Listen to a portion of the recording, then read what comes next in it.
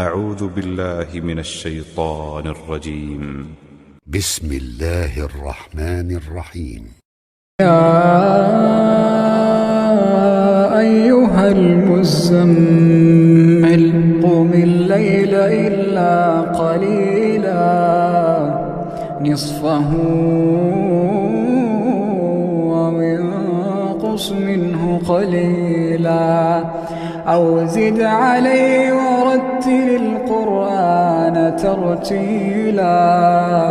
إنا سنلقي عليك قولا ثقيلا إن ناشئة الليل هي أشد وطئا وأقوم قيلا إن لك في النهار سبحا طويلا واذكر اسم ربك وتبتل إليه تبتيلا رب المشرق والمغرب لا إله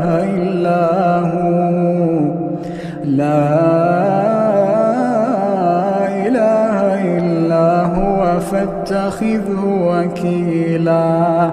واصبر على ما يقولون واهجرهم هجرا جميلا وذرني والمكذبين أولي النعمة ومهلهم قليلا وذرني والمكذبين أولي النعمة ومهلهم قليلا إن لدينا أنكالا وجحيما وطعاما ذا غصة وعذابا أليما يوم ترجف الأرض والجبال وكانت الجبال كثيبا مهيلا إنا أرسلنا إليكم رسولا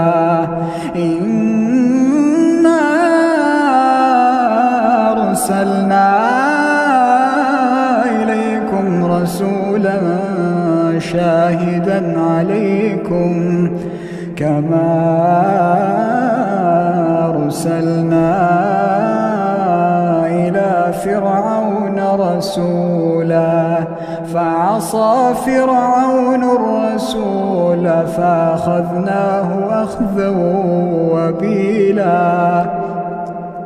فكيف تتقون إن كفرتم يوما يجعل الولدان شيبا السماء منفطر به كان وعده مفعولا إن هذه تذكرة فمن شاء اتخذ إلى ربه سبيلا إن ربك يعلم أنك تقوم أدنى من ثلثي الليل ونصفه وثلثه وطائفة من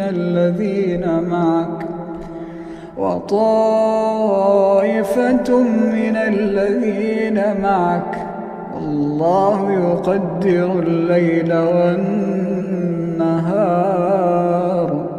علم أن لا تحصوه فتاب عليكم فاقرؤوا ما تيسر من القرآن